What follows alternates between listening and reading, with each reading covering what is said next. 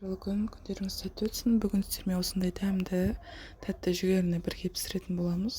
Пісірудің оңай жолы: жүгері жалпы асқазанға, бауырға өте пайдалы. Жаз мезгілінде қорада да өседі. Соны балдарға осылай дәмді етіп пісіріп береміз.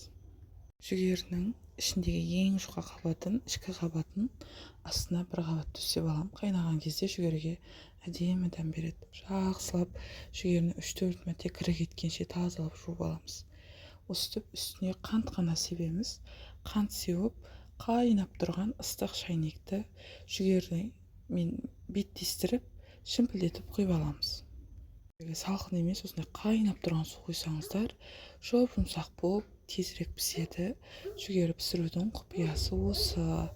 Беттестіріп құйғаннан кейін 1 сағаттай қатты отта осылай қайнатып аламыз. Жүгерілеріміз ісініп, әдемі иіс шығып жатыр. Енді тағы да 1 сағат орташа отта пісіреміз. Осылай пісіп алғаннан кейін судан сорықтырып, ыстық күйінде тұзбен сылап шығамыз. Міне біздің дәмді жүгеріміз дайын. Ас болсын.